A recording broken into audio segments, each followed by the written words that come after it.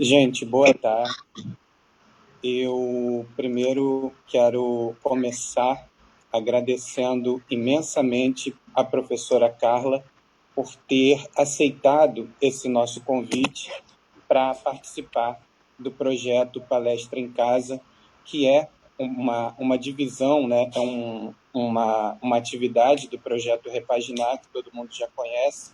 A gente tem desde 2017, e nesse semestre, especificamente, a gente com a tarefa de levar conteúdo para quem está em casa. Então, professora Carla, primeiro, meu muito obrigado por aceitar o nosso convite e estar aqui com a gente hoje, dia 14 de maio, e estará também no dia 19, falando sobre as medidas provisórias que mexem no contrato de trabalho.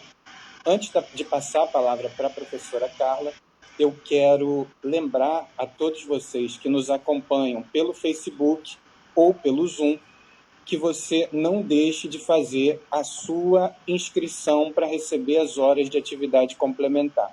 O link está à sua disposição sempre no bate-papo da live.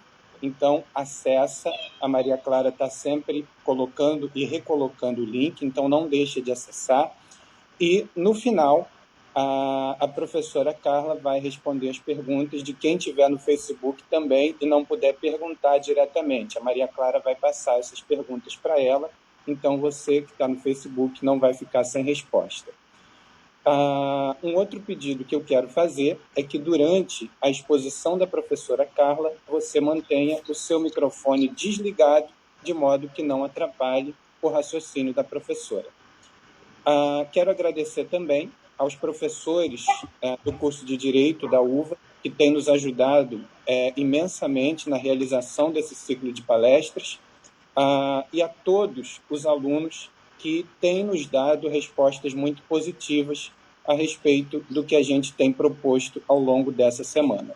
Então, muito obrigado a cada um de vocês. Mais uma vez, professora Carla, saiba da admiração que eu tenho por você, e seja muito bem-vinda para começar a conversar com a gente. Dá um tchauzinho para o Facebook, a palavra é sua. Bom, muito obrigado, professor José, pelo convite. Eu estou um pouco tímida, porque eu sou tímida, sabe? Assim, eu sou brincalhona, mas eu fico tímida às vezes. E eu estava um pouquinho nervosa com a plataforma, mas aí você me ajudou, junto com o Eduardo, né? Então, estou me sentindo um pouco mais tranquila. Boa tarde a todos, aos alunos. Prazer é todo meu de participar, de poder conversar um pouquinho essa quarentena, a gente poder debater um pouquinho das mudanças que estão acontecendo, né, dentro do contrato de trabalho. O microfone é ligado, não sei de quem é. Então, a gente vai falar hoje um pouquinho sobre a MP 927 de 2020, né, quais foram os impactos que ela causou dentro do contrato de trabalho. E como o professor José Mar já falou, a gente vai se encontrar de novo na semana que vem, na terça-feira, para falar sobre a outra MP 936 de 2020, que também trouxe um grande impacto dentro do contrato de trabalho. Eu vou falar os pontos principais da medida provisória e, como o professor Gisimar já falou, no final, quem tiver alguma dúvida ou alguma pergunta pode me perguntar, tanto no Facebook, através da Maria Clara, como aqui no Zoom.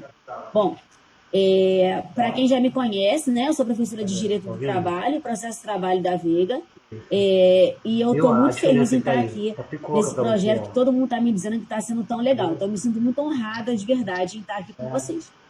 Bom, eu vou estabelecer os principais pontos, o que a gente chegou nesse patamar, né, da MP, por que ela surgiu no dia 20 de março de 2020, houve um decreto legislativo número 6, que estabeleceu que nós estamos vivendo um estado de calamidade pública, né? Então, o estado de calamidade pública faz com que o governo federal tenha que traçar diretrizes para que o nosso país consiga passar por esse momento da maneira menos dolorosa possível. E aí, o contrato de trabalho, as relações de trabalho que envolvem a economia nacional são de extrema importância. Então, se tentou minimizar e flexibilizar direitos para que se pudesse manter, principalmente, o emprego e, com isso, manter a própria economia do nosso país. É muito estranho falar no meio de uma doença, na palavra economia, fica parecendo que eu estou defendendo a economia a todo custo, mas é que uma coisa é interligada à outra a curto a médio e curto prazo. A gente vai precisar, passando esse momento de pandemia, passando esse momento de estar recolhido em casa, em quarentena, voltar às atividades e poder fazer com que o nosso país cresça cada vez mais, né? Então, a MP 927, ela surgiu, ela começou a ter eficácia no dia 23 de março, ela já sofreu de cara uma revogação de um artigo, ela sofreu suspensões de 2 artigos, e já falar sobre os principais pontos sobre essas mudanças. Quando ela surge, regulamentar o quê? Ela surge para regulamentar uma situação que o empregador civil de não poder funcionar. Se a determinação é que você fique em casa e que tenha menos pessoas possíveis na rua, é necessário que se feche os estabelecimentos não essenciais. Então, de uma hora para outra, os empregadores, quem tinha investimento dentro de uma situação em que não era mais possível a prestação de serviços. E aí, o que eu faço com a mão de obra? Os encargos vão acontecer. O pagamento vai ter que ser feito. Eu mando os empregados embora. Então, para a manutenção do emprego, se pensou em expectativas, em possibilidades de se manter o vínculo de emprego de uma maneira menos danosa para o empregador e de uma maneira que não prejudicasse também o próprio empregado. Então, o primeiro ponto principal da NP 927, quando ela começa a disciplinar, é através da possibilidade de estabelecer e implementar o teletrabalho, ou seja, o trabalho em home office. O teletrabalho ele já é legislado na nossa legislação, ele foi trazido principalmente pela Lei 13.467 de 2017, que foi a reforma trabalhista, os artigos 75-A e seguintes da CLT. Acontece que o teletrabalho, nessa situação atípica da pandemia, ele vem de uma maneira diferente. Por quê? O que é o teletrabalho? O teletrabalho ele vai ter como característica você trabalhar predominantemente fora das dependências da empresa. Então, se adequaria bem ao nosso momento, uma vez que nós poderíamos, como eu estou agora, dando uma palestra na minha própria casa. Então, eu não precisaria me expor, nem expor aos alunos que podem assistir uma palestra, uma aula, e dentre a minha função, diversas outras, dentro da própria casa. Só que a lei ela não foi criada para esse momento. Ela precisou se adequar, através da MP, ao que seria o teletrabalho. E no teletrabalho é dado equipamentos, você precisa trabalhar em equipamentos informatizados, né? Ou de computação. E é preciso que o empregado tenha esses equipamentos, ou, se ele não tiver, que empregado e empregador pactuem em aditivo contratual, contrato escrito, como é que vai ser feita essa aquisição. Ou o empregador dá, ou o empregado adquire. Qual é o grande problema disso? Nesse momento agora, houve uma determinação, e eu vou sempre traçar um paralelo entre o que está acontecendo agora com a MP e o que, de fato, a lei estabelece, para a gente poder perceber qual é a diferença. Bom, com a MP 927, se estabeleceu o quê? O empregador pode determinar, através de uma comunicação eletrônica, que o empregado vai passar a trabalhar em regime de teletrabalho. E aí ele vai poder trabalhar em home office. Essa comunicação é feita 48 horas antes do início da prestação de serviços, e essa possibilidade de trabalho em home office, em teletrabalho, se aplicaria, inclusive, aos aprendizes, que é um contrato de trabalho específico, né? A partir dos 14 anos de idade, e aos estagiários, que não são empregados, e sim trabalhadores. Então, seria possível a aplicação, e é possível hoje, do teletrabalho, desde que houvesse, né, uma comunicação prévia de 48 horas para que se pudesse flexibilizar e normatizar essa nova relação momentânea de trabalho em que a pessoa fique dentro da sua própria casa. E aí, o que se estabeleceu com relação a isso? O que se estabeleceu foi que, com relação aos equipamentos, se o empregado não tivesse os equipamentos, era necessário que o empregador fornecesse por meio de comodato. E, se ele não fornecesse e o empregado não tivesse os equipamentos, seria considerado como se fosse tempo à disposição, ou seja, interrupção do contrato de trabalho. Eu não estaria trabalhando, não por minha culpa, mas porque meu empregador determinou um teletrabalho e eu não tenho os equipamentos suficientes para poder prestar esse tipo de serviço. Então, com relação ao teletrabalho, é importante que a gente saiba que essa transferência do trabalho presencial para o teletrabalho, agora com a MP 927, é de 48 horas através de uma comunicação que é feita tanto por um WhatsApp, por um e-mail, desde que o empregado tenha ciência de que agora ele vai começar a prestar os seus serviços em casa e vai se reportar para o empregador. Traçando um paralelo com o que a lei já previa em 2017, o que é normalmente aplicado em teletrabalho, a gente tem uma diferença no tempo do prazo. Por quê? Porque num tempo normal, que não quarentena, que não Covid-19, que não calamidade, quando o empregado trabalha em regime presencial e ele passa a trabalhar em regime de teletrabalho, isso é possível desde que exista mútuo consentimento. Então, é necessário que o empregador diga ao empregado se ele quer e o empregado aceite essa transferência e aí é feito um aditivo contratual. Num tempo normal, que não agora. Reparem, agora ninguém observou se há ou não há mútuo consentimento. Agora, o que se observou é que é necessário, se fica em casa, então o empregador tem a liberalidade de deixar o empregado trabalhando em teletrabalho. Objetivo, a manutenção do vínculo de emprego. Eu acho que com relação ao teletrabalho, a gente tem uma ideia bem importante. Outra coisa para quem está trabalhando em teletrabalho, a gente trabalha muito mais. Quando a menina vem já pela não tem sábado, não tem domingo, não tem feriado, a gente trabalha com muito mais rotatividade. A gente tem muito mais a fazer.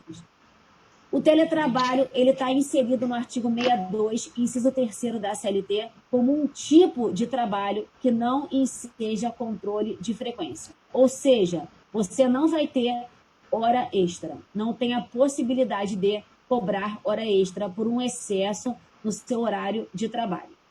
Então, o primeiro ponto, e grande, né, para poder se manter o vínculo de emprego, foi, então, se estabelecer o teletrabalho. Outro ponto importante que foi alterado também foi com relação às férias individuais e férias coletivas. Então, deixa só eu ver aqui se eu falei alguma coisa que eu esqueci. Não, então tá tranquilo com relação ao teletrabalho. Com relação às férias, é importante saber o seguinte. As férias, quando é que elas são concedidas? Quando você é empregado de alguma empresa, você tem que completar um período chamado período aquisitivo. Esse período aquisitivo é de 1 ano, contado a partir da sua admissão.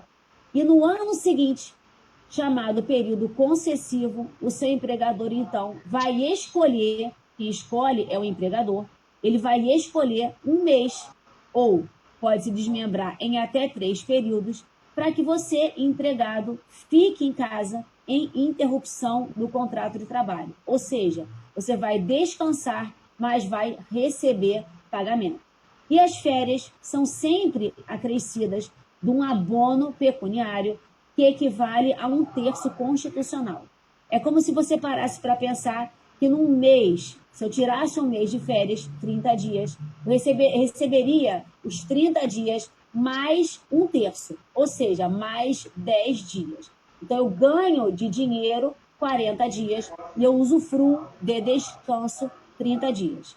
Só que as férias, elas têm toda uma legislação com relação à comunicação, com relação ao início das suas férias, com relação a como é que vai ser feito esse processamento. E elas podem ser concedidas dentro do âmbito coletivo, como dentro do âmbito individual.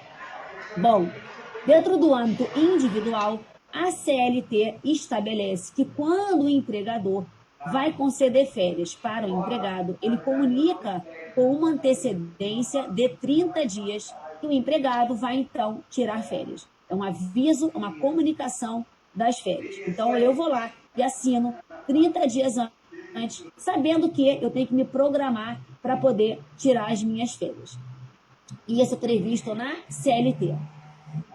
O pagamento das férias pela CLT também, ele é concedido até 2 dias antes do início da concessão das minhas férias. É aquele velho ditado que eu digo, eu vou rico e eu volto pobre. Por quê? Porque eu gasto todo o dinheiro e quando eu volto eu não recebo valor nenhum. Então, o pagamento das férias está no artigo 145 da CLT. Ele é feito até 2 dias antes da concessão das férias. Então, já viu aqui? Comunicação, 30 dias antes.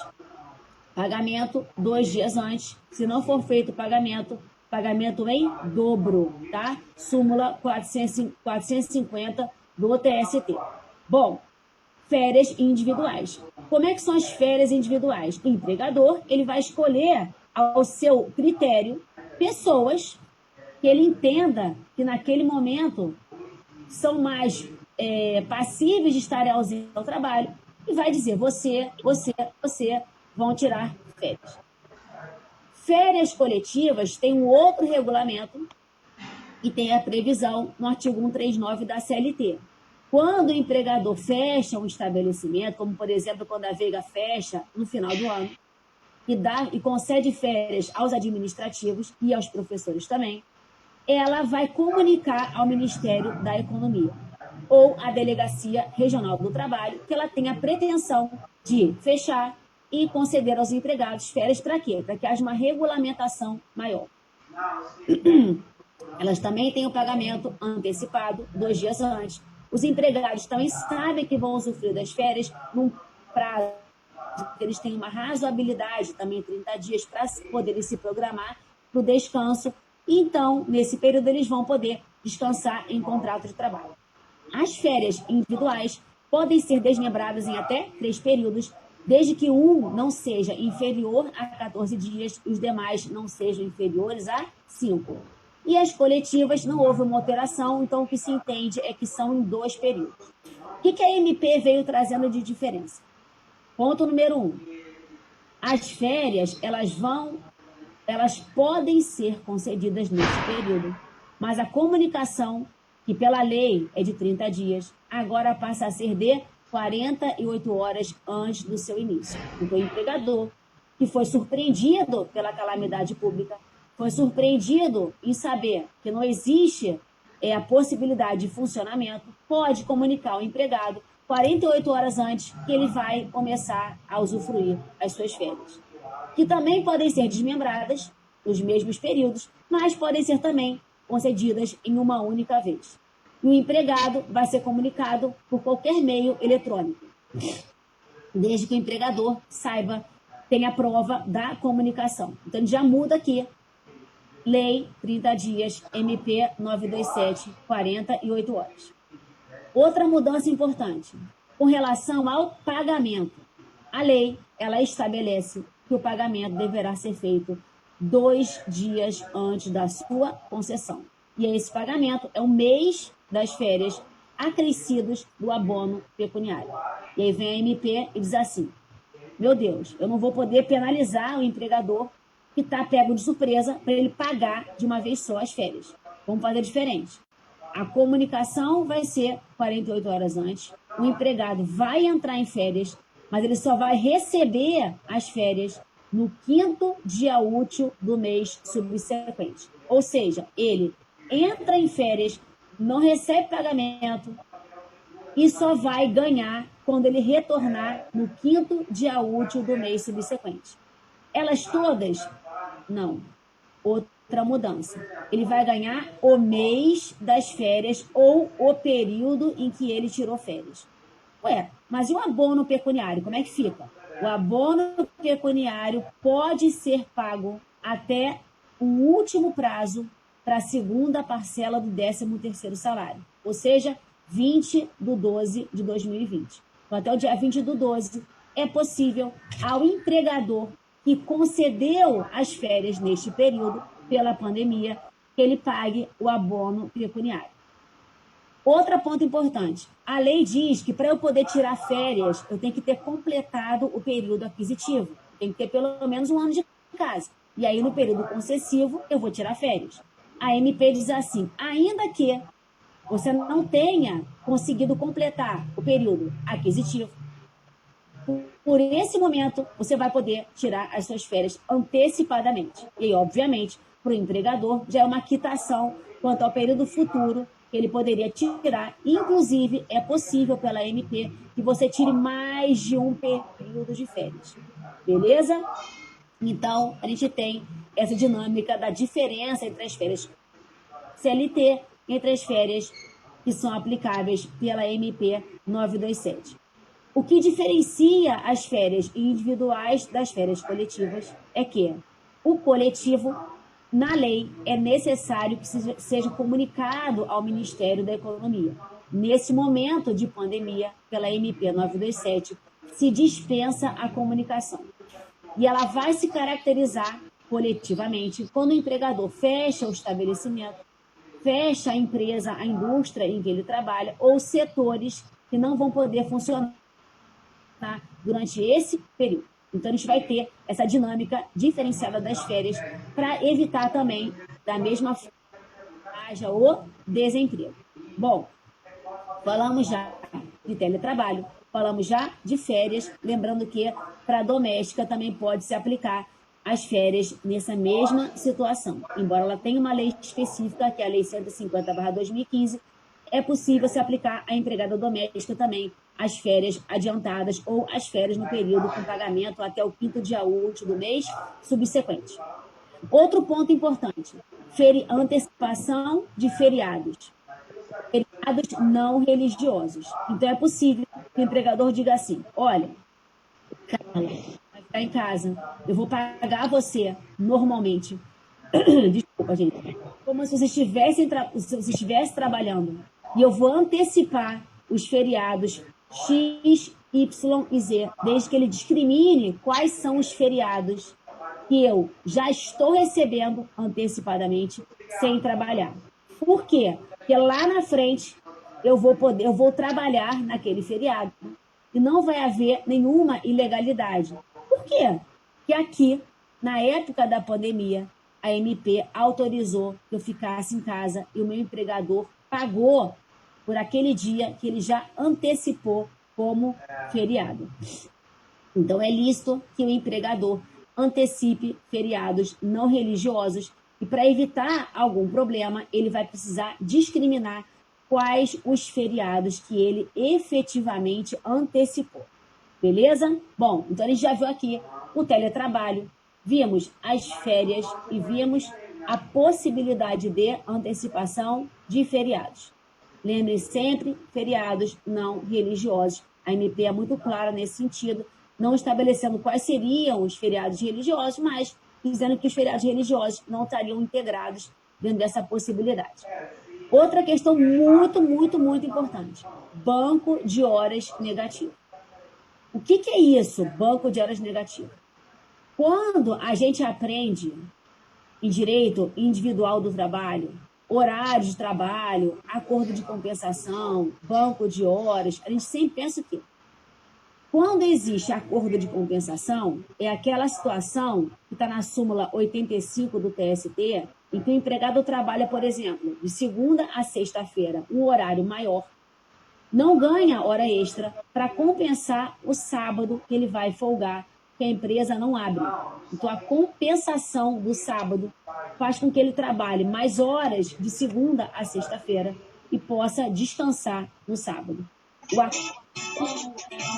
Ele vai se caracterizar, tem até musiquinha ao fundo, ele vai se caracterizar pelo quê? Ele vai se caracterizar quando o empregado excede o horário de trabalho, mas ele vai ter a compensação em folga na semana ou no próprio mês. O banco de horas já é diferente. O banco de horas tem a sua previsão no artigo 59 da CLT. É quando o empregado e o empregador, em acordo individual ou mediante acordo coletivo, sindicato participando, eles pactuam o seguinte: acordo coletivo. Você, empregado, vai trabalhar mais horas, ou seja, vai exceder o seu horário de trabalho, vai ter horas extras. E o seu empregador vai guardando como se fosse um crédito seu, empregado. Para quê? Para em um ano ele poder te conceder folgas compensatórias. Pode ser uma emenda de um feriado, pode ser um acréscimo de umas férias, pode ser uma semana que você tem, que você quer resolver algum problema particular seu. Enfim, eu tenho um ano para ter as folgas daquelas horas do banco que eu adquiri. Quando for um banco de horas negociado individualmente, inserido pela reforma trabalhista, o prazo para que o empregador conceda as folgas é de 6 meses, um prazo menor. Esse banco de horas e esse acordo de compensação que a CLT estabelece, eles são no âmbito em que o empregado é o credor da hora. O que a MP estabelece é o contrário. Por isso o nome banco de horas negativo. Eu, empregadora, vou pagar a você, empregado, para você ficar em casa, nesse período em que você não pode trabalhar. Você vai ficar me devendo horas, porque eu estou pagando a você sem que você me preste o serviço.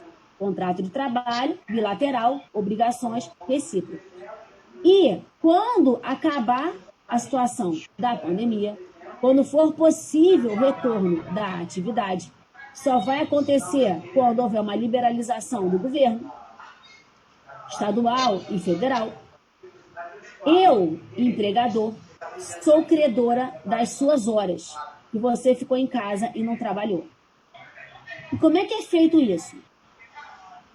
O empregado assina aceitando esse banco de horas negativa. E quando ele volta, ele vai pagar trabalhando horas a mais do que a sua jornada, sem receber hora extra. Ele já recebeu lá atrás, num limite máximo de 2 horas extras por dia.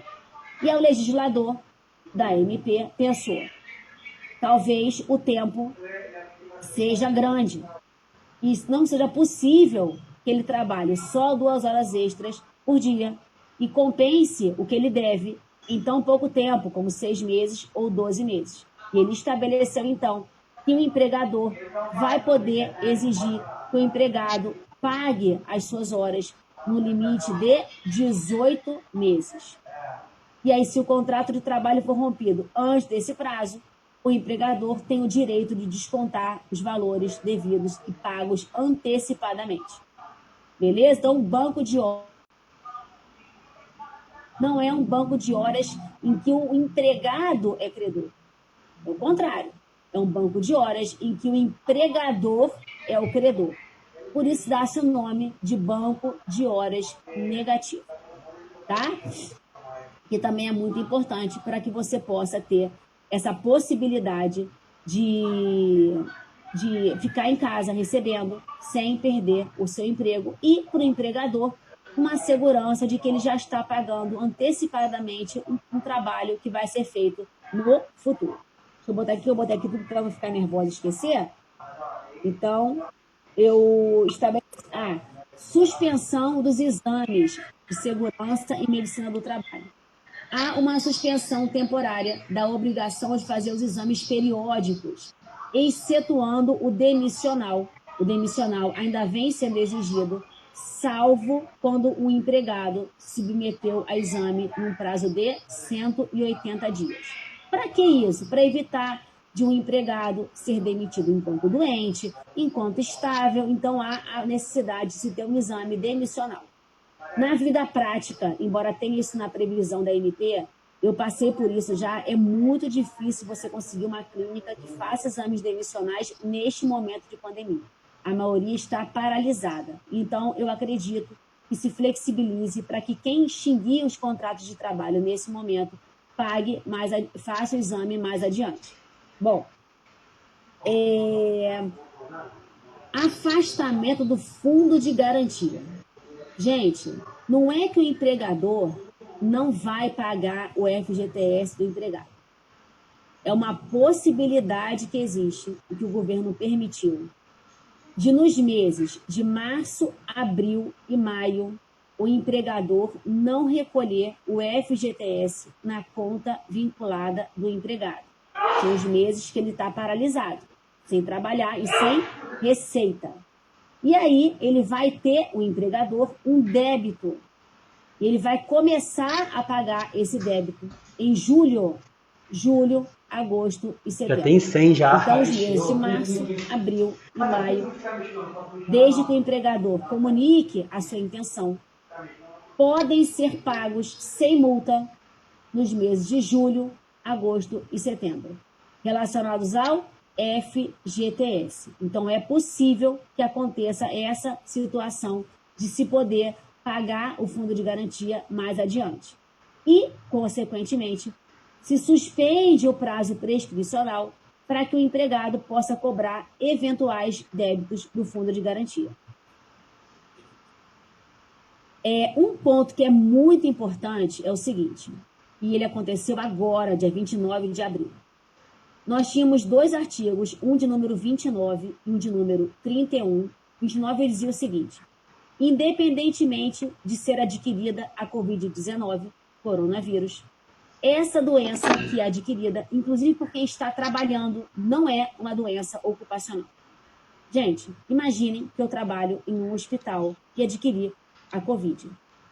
Óbvio que o meu trabalho tem uma correlação imensa com a aquisição da minha doença. Eu estou indo para o trabalho, eu estou voltando para o trabalho e no transporte público eu peguei o coronavírus. E aí, o Supremo Tribunal Federal entendeu que esse artigo é inconstitucional e ele prejudicaria a proteção do trabalhador, até porque, se comprovado for que existe um nexo de causalidade entre ter a doença e o seu trabalho, é uma doença ocupacional. Então, o artigo 29, que estabelecia, e está lá com efeito já não mais em vigor, né? O Supremo Tribunal já julgou, inclusive para liminar, já teve o julgamento final. O artigo 29, que dizia que ter Covid-19 não é uma doença ocupacional, não tem mais eficácia, logo, se um empregado em contrario sensu tem uma doença ocupacional, essa doença ocupacional do coronavírus vai gerar a ele um direito a receber, se necessário, o auxílio-doença acidentário. Qual é a importância de se fixar um nexo de causalidade entre o coronavírus e o trabalho? Quando eu fico doente e a minha doença não é correlacionada ao meu trabalho, e eu preciso me afastar mais do que 15 dias para tratamento médico, a Previdência Social ela me concede auxílio-doença. E no retorno, eu não tenho direito à estabilidade. Então, além de eu ter um benefício previdenciário de um percentual menor, e não ter, durante esse período, o recolhimento do fundo de garantia, eu, no retorno, não tenho estabilidade.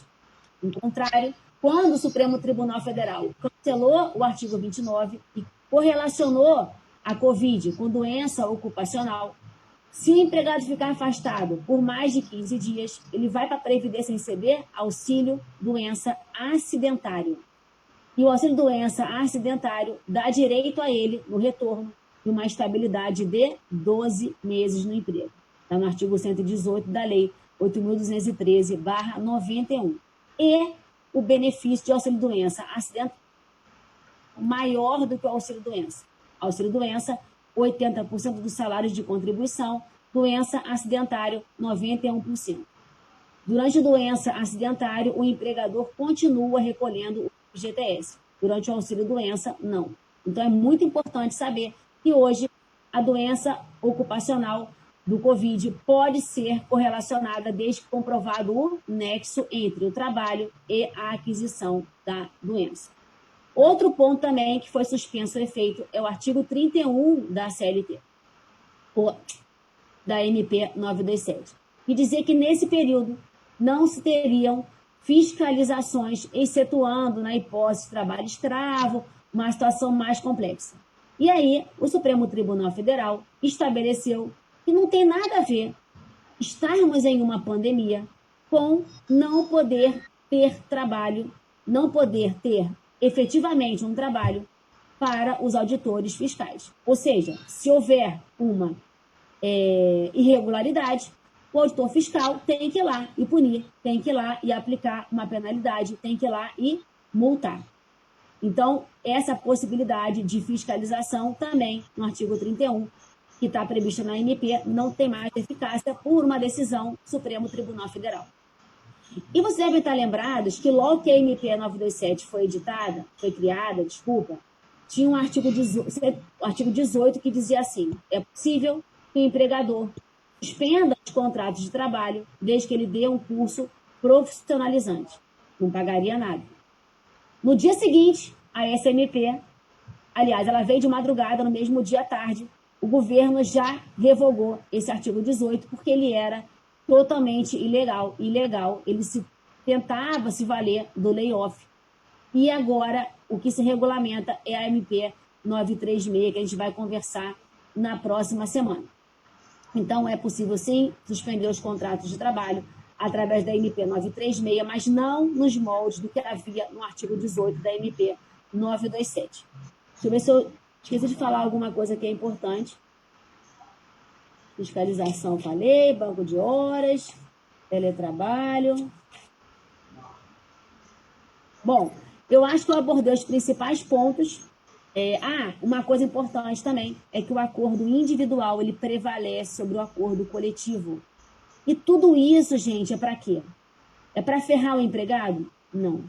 É para possibilitar a manutenção do emprego.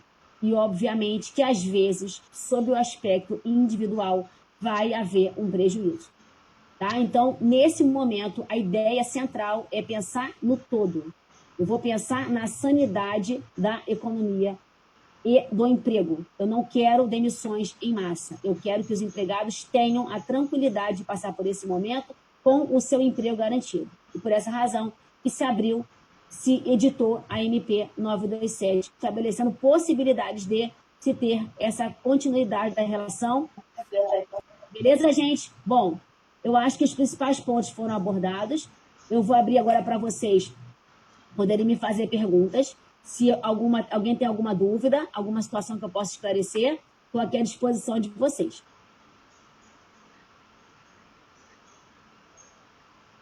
Não sei como é que faço isso agora. Me perdi.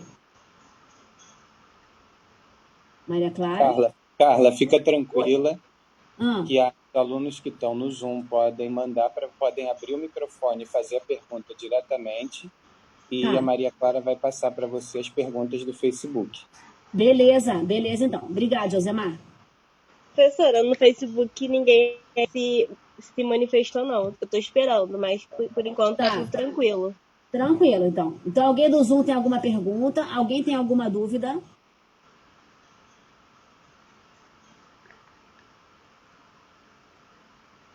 Posso, Carol, tá. A Carol perguntou se eu poderia esclarecer melhor o banco de horas negativo. É o seguinte, a gente está acostumado a pensar sempre que quando eu trabalho, vamos imaginar desde o começo, eu trabalho 8 horas diárias, e aí eu preciso trabalhar mais horas. Se eu extrapolo o meu horário, eu recebo hora extra. Então, meu empregador paga as horas que eu ultrapassei da minha jornada com um acréscimo de, no mínimo, 50%. Isso é a hora extra. É possível que o empregador combine com o empregado que ele não vai pagar a hora extra, mas que ele vai dar folgas. Então, de repente, há uma loja que só funciona de segunda a sexta-feira. E a norma constitucional diz que o horário de trabalho é de segunda a sábado, com folga preferencialmente aos domingos. Pode trabalhar direto, eu trabalho 6 dias, folgo 1. E o empregador pode combinar com o empregado, acordo individual escrito, ou, através do sindicato, acordo coletivo, que eles vão pactuar um acordo de compensação. E aí, nesse caso, o empregado, em tempos normais, que não da MP, Carol. Ele vai trabalhar mais horários, por exemplo, 48 minutos a mais de segunda a sexta-feira, que já compensaria as 4 horas do sábado, e ele teria uma folga sábado, que ele trabalhou já aquele horário, e domingo, final de semana completo. Isso é acordo de compensação. Repare, no acordo de compensação, o empregado é o credor. No banco de horas, eu trabalho mais horas também. O limite máximo que eu posso trabalhar são 2 horas por dia. Salvo uma situação de emergência nacional, que não é o caso, regra geral. E o meu empregador combina comigo ou em acordo individual ou em acordo coletivo, mediante a participação do sindicato, que eu vou...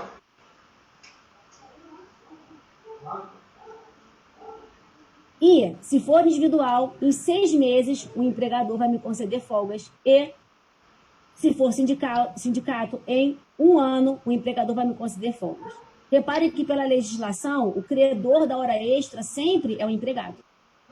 Só que agora na MP 927 é diferente. Por quê? Porque na MP 927, o empregador não pode deixar o empregado trabalhar. E o empregador, então, poderia pagar a esse empregado para que ele ficasse em casa, mas para que o empregador não tivesse prejuízo, ele teria a possibilidade de pegar essas horas que ele está pagando sem se prestar serviços, para que ele tivesse um crédito e fizesse com que o empregado trabalhasse quando acabasse esse momento, quando fosse regulamentado o retorno às atividades, e compensasse em horas extras, que ele já recebeu agora, antecipadamente, no limite máximo de 2 horas por dia, e o prazo para que o empregado compense as horas é de 18 meses. Vê se dá para você compreender isso. No AMP, o credor da hora extra, o credor da hora não é o empregado. O credor da hora é o empregador. É isso que é a diferenciação. Espera aí, tem mais pergunta aqui. Vê se ficou tranquilo, Carol. Se a empresa não pagar no 5º dia útil as férias, como o empregado pode se manifestar legalmente quanto a isso? Olha, Maria Clara, a verdade é que o prazo da MP já está bem elastecido, né? 5º dia útil do mês subsequente. Ainda não teve nenhuma decisão judicial nesse sentido. Eu entendo que talvez se aplique a mesma multa de eu não pagar no prazo de 2 dias antes. Se aplicaria... por uma questão de isonomia, a súmula 450. Se o empregador não paga no prazo, o pagamento é feito em dobro. Agora, se o empregador não paga salários, o empregado pode rescindir o contrato de trabalho indiretamente, que é a chamada justa causa do empregador, está no artigo 483, a linha D da CLT. Pode me explicar sobre as empresas que já estavam com o recolhimento em atraso? Não, mas olha só, Tamires, quem já estava com o recolhimento do Fundo de Garantia em atraso, o passado vai poder ser cobrado pelo empregado em uma ação trabalhista. A MP ela não regulamentou nenhum atraso no FGTS do passado. Ela regulamentou somente a possibilidade de, por 3 meses, março, abril e maio, o empregado não pagar o Fundo de Garantia, já que a maioria não está trabalhando e não tem receita, e recomeçar o pagamento em julho, agosto e setembro. Com relação aos atrasados, se vale de uma reclamação trabalhista, observando-se o quê? Que eu tenho extinto o meu contrato de trabalho até 2 anos para ajuizar uma ação, e do dia que eu ajuizo a minha ação, retroagem 5 anos, que é a prescrição bienal e a prescrição quinquenal, inclusive com relação ao FGTS.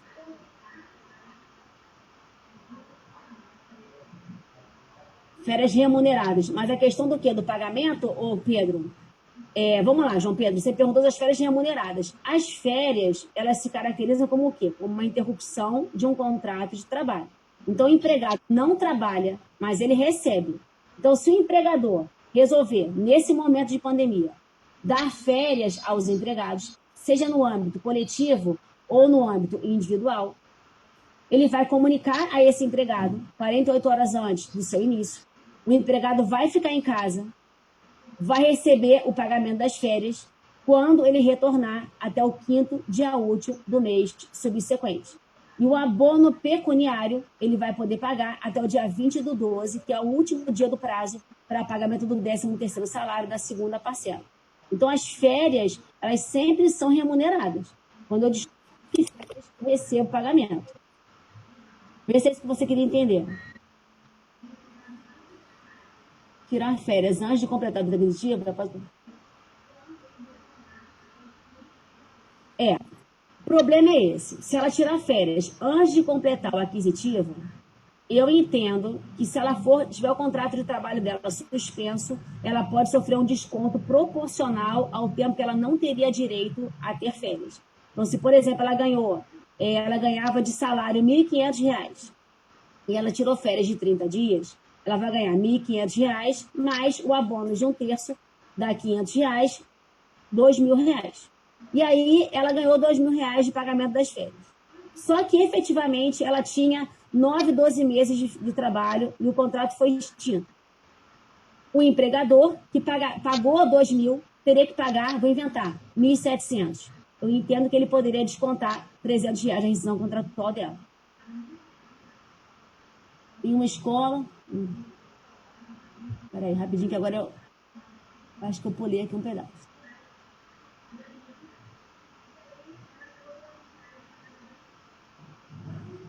Tem muita pergunta aqui agora, peraí. Eu gostaria de saber a respeito da demissão por força maior em que há hipótese de pagamento da multa de apenas 20%. Tá? Não está na MP 927 de 2020, tá? Há uma discussão, tá, com relação à extinção do contrato de trabalho por culpa da calamidade pública. O artigo 501 da CLT, ele estabelece que, havendo uma hipótese de extinção daquela empresa por uma situação alheia e jamais imaginável, como no caso da Covid, da coronavírus, é possível se aplicar a força maior.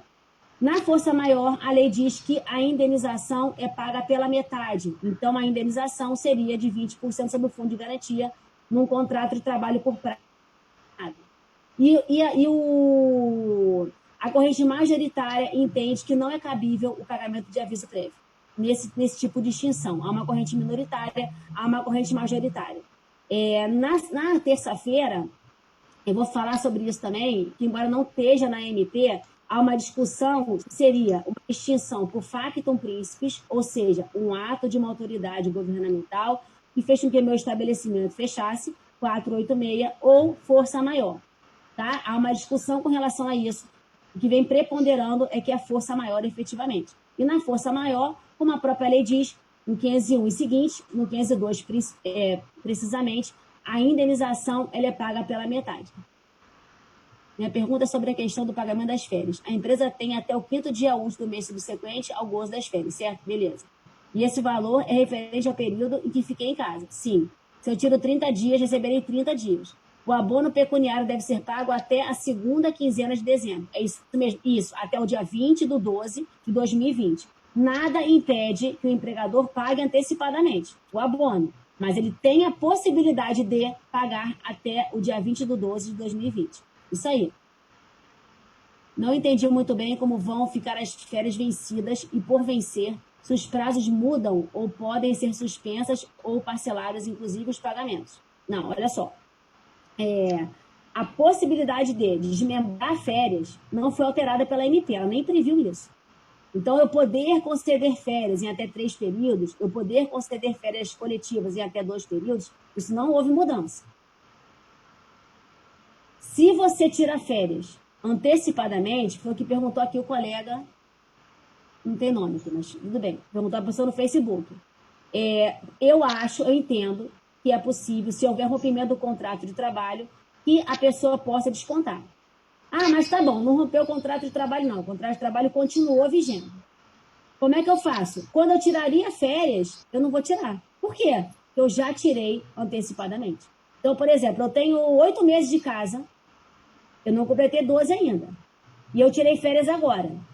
Eu tiraria férias só a partir do 13º mês. Mas eu já tirei agora pela pandemia. No meu período concessivo, eu não vou tirar férias desse período. Por quê? Eu já tirei. Ah, mas e com relação aos demais períodos? Eu vou tendo a aquisição normal. Não confunda, talvez você esteja tendo uma confusão, quando o empregador concede férias coletivas, isso não em época de pandemia, é época normal, antes de você. Nesse caso, quando o empregador concede férias antes do empregado completar o primeiro ano do período aquisitivo, quando ele retorna das férias, inicia-se um novo aquisitivo. Isso não é o que está se aplicando na MP agora. O que se aplica na MP agora é a possibilidade de se conceder férias antecipadamente. Se der férias, se for concedido férias antecipadamente, no tempo em que eu tiraria as minhas férias, eu não vou tirar. Por quê? Porque eu já recebi antecipadamente. É isso que é a possibilidade.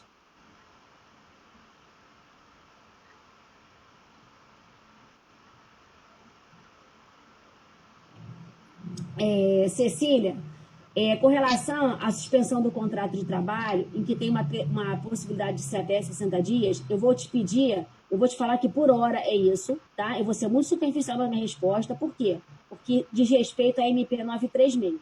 E aí, para não gerar uma confusão maior, porque a gente está falando sobre a MP 927, eu vou só falar para você o seguinte: as MPs, elas têm um prazo de durabilidade, que são, em regra geral, 60 dias, podendo ser prorrogados por mais 60 dias.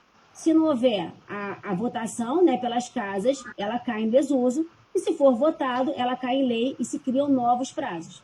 Então, tudo está no campo da especulação, do achismo. Pode ser que a pandemia termine antes. Pode ser que a pandemia não termine antes.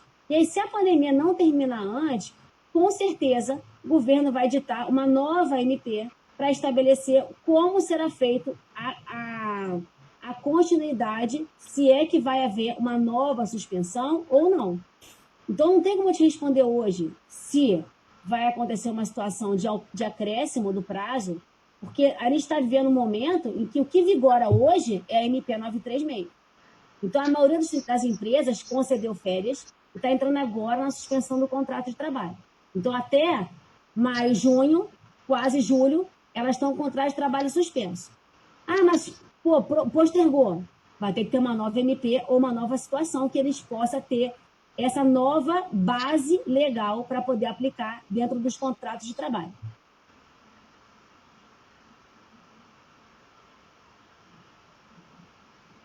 Não, tá. Se você suspende o contrato de trabalho, também está na MP 936, por 30 dias. Quando o empregado retorna, ele tem uma estabilidade de 30 dias. O mesmo tempo que você suspende o contrato de trabalho, ele vai ter de estabilidade. Na estabilidade, que é uma garantia de emprego, o empregado não pode ser mandado embora, salvo se ele cometer justa causa. Cara, mas eu sou empregador e quero mandar ele embora. O que eu posso fazer? Eu indenizo a ele por esse período. Não vejo muito problema com relação a isso. Existe a possibilidade de afastamento do pagamento do fundo de garantia ter algum efeito futuro para o empregado? Não, porque o fundo de garantia, você não pode pagar, por exemplo, o mês de agosto sem pagar o mês de março. Então, quando o empregador está em atraso, a conta vinculada do fundo de garantia só aceita que você pague o mês que você está devendo. Então, eu posso pagar, por exemplo, se eu estou em agosto, eu não paguei março, eu vou ter que pagar março, abril, maio, junho, julho, agosto. O único problema é, o empregador não está recolhendo o fundo de garantia. E aí vai seguindo adiante. Quando acabar o meu contrato de trabalho, se eu não reclamar na justiça antes, eu vou poder cobrar os últimos 5 anos a contar do dia que eu distribuí a minha petição inicial.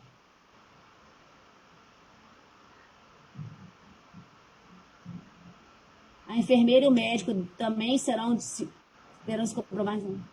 Sim, sim. Se as empresas não estão funcionando durante a quarentena, os trabalham normalmente.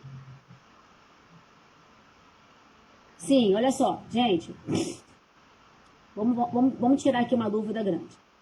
O médico e a enfermeira, obviamente, que mais do que eles como causa de nexo de causalidade entre a doença, né, e a sua atividade profissional, não tem. Então, é possível, sim, você estabelecer um nexo de causalidade entre a enfermeira, o médico e a Covid. Tá? Outra hipótese importante. Quando eu falo para vocês que a MP suspendeu o pagamento de março, abril e maio, não implica em dizer que não vai haver pagamento. o empregador pôde, o famoso, empurrar com a barriga para não pagar agora o fundo de garantia. Ele vai ter que pagar. O empregador, ele é devedor do FGTS mensalmente. Inclusive dos meses de março, abril e maio. O que vai ser possível é ele não pagar março, abril e maio, ele não tem receita, mas ele pagar julho e pagar começando em julho, agosto e setembro, sem multa. Para o empregado, não há perda do valor do FGTS. É só um prazo que foi concedido para o empregador, que nesse momento não tem receita. Só isso.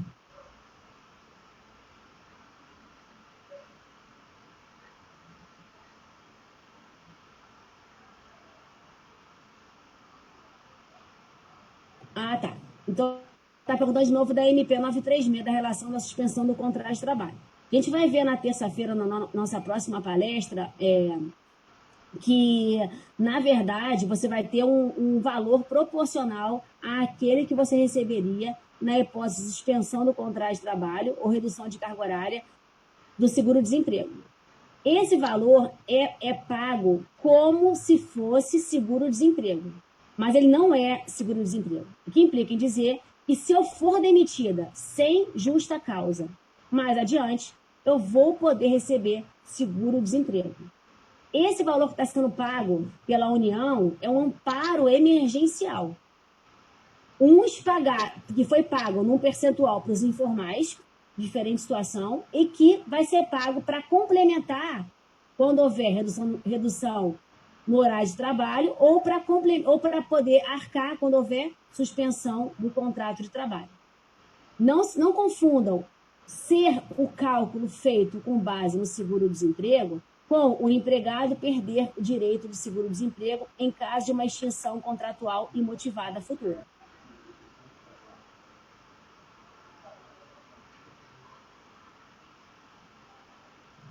Tá. O teletrabalhador, ele trabalha muito mais do que o horário de trabalho normal. Mas, quando a Lei 13.467 de 2017 ela foi editada, tem um artigo lá, de número 62, vocês podem dar uma olhadinha, que ela diz quem não está sujeito a controle de frequência. Consequentemente, quem não recebe hora extra. E ela inseriu o inciso 3º, que diz que o teletrabalhador não estaria sujeito ao controle de frequência. Então, o que prevalece hoje é que o teletrabalhador não tem direito a horário suplementar como hora extra. Então, se ele extrapolasse o horário dele, ele não ganharia hora extra.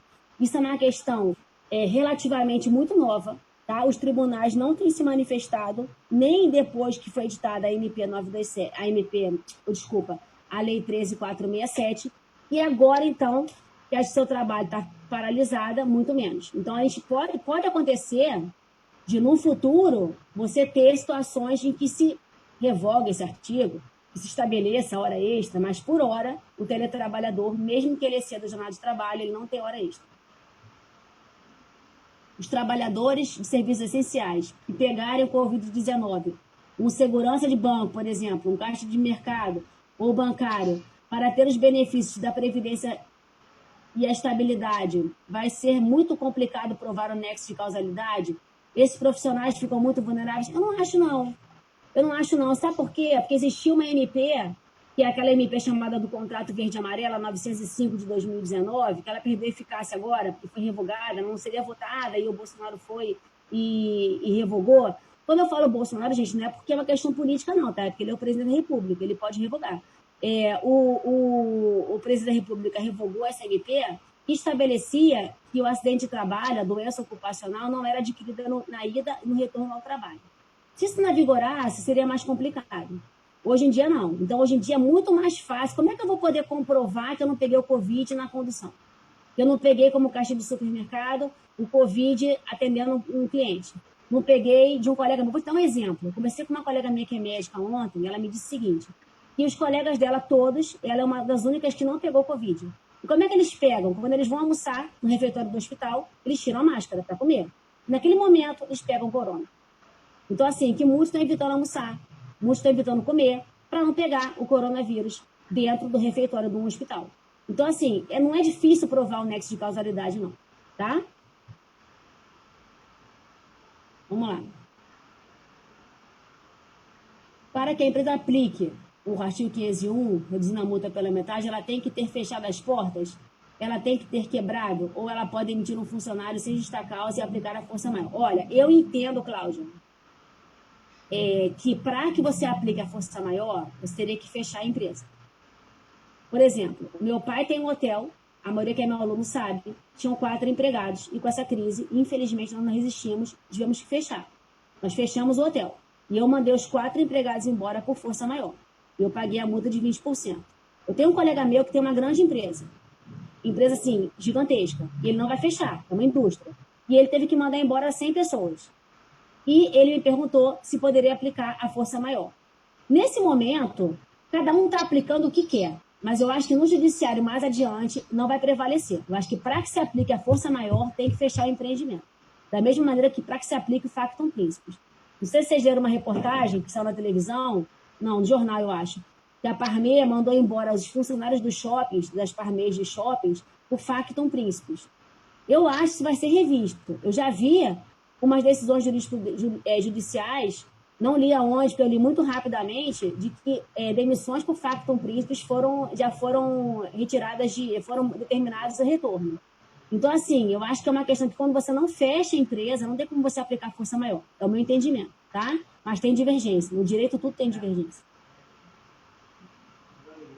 Caso o empregado esteja com coronavírus, no regime de teletrabalho, e fique incapacitado de prestar serviços à distância, ele teria, claro, doença, sim.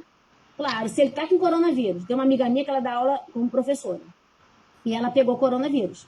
Ela não pegou coronavírus no trabalho, pegou coronavírus, sei lá, no mercado, ou fazendo alguma compra na farmácia. Ela não está podendo trabalhar, ela está afastada. Ela está afastada por 14 dias.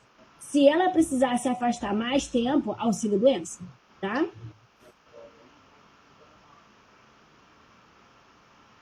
E o que a senhora pode nos dizer sobre essa falsa estabilidade que alguns juristas levantam acerca do que está disposto na 927, que deveria ser de igual período ao da suspensão? Sabe me falar sobre isso? A MP ela não estabeleceu estabilidade. Quem estabeleceu estabilidade foi a MP 936. O que a MP 927 tentou estabelecer, e aí, obviamente, está tendo muitas situações irregulares, é a possibilidade de não demitir. Por exemplo, eu tive uma colega minha outro dia, que ela foi chamada pelo empregador para assinar um banco de horas. E ela assinou e ficou 15 dias em casa. E aí, quando ela voltou, o empregador demitiu ela sem justa causa e descontou dela as horas que ela não trabalhou. Não tem nenhuma irregularidade. É uma sacanagem, mas não é uma irregularidade. Desculpem a palavra, mas não tem outra palavra para se falar nesse momento. Eu assino de boa fé, mas não tenho nada que me resguarde, eu vou manter o emprego. Então, não existe estabilidade na MP 927. Carla, se essas empresas vierem a fechar, essas condições serão vistas sobre quais legislações na hora da cobrança das dívidas trabalhistas. Eu entendo que se a empresa fechar por culpa da pandemia, é força maior. Eu aplicaria o 501, tá? Então, se fechar por culpa da pandemia, eu acho que a situação da extinção do contrato de trabalho é um acontecimento inevitável com o qual o empregador jamais poderia imaginar, que culminou com a extinção do seu empreendimento. Tá? Eu vejo muita gente mandando por força maior, mas há um grande desconhecimento desse instituto. Esse instituto nunca existiu no Brasil. A gente aplica muito motos para destruição de tsunamis, etc. Então, é muito novo. Então, para eu demitir meus empregados do hotel do meu pai por força maior, eu briguei com a contadora. Ela dizia para mim que isso não existia. Então, assim, é difícil conseguir comprovar, mas eu entendo que, juridicamente falando, a extinção é por força maior. Mas em meio da pandemia piora a situação das questões dos assintomáticos. Estão em quarentena e de grande importância. De quem é assintomático, questão do auxílio, não, aí eu acho o seguinte, Júlia, eu acho que se eu sou assintomática, eu não posso trabalhar. E aí eu tenho que ficar em casa.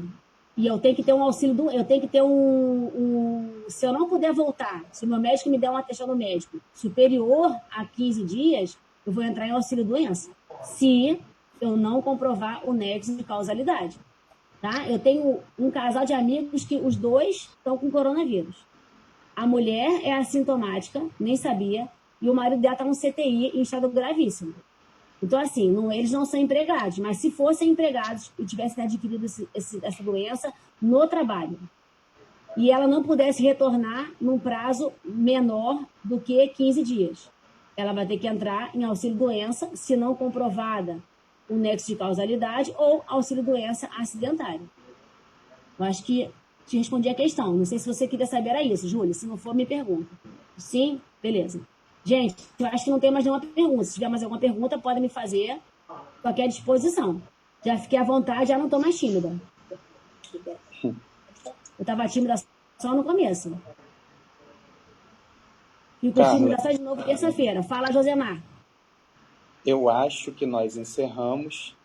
Sim. Mas eu quero te deixar bem à vontade para fazer o convite, né, já que você está com a gente aqui de novo no dia 19, e aí fala um pouco sobre o que você vai tratar já para os alunos, para os nossos alunos e para os externos também.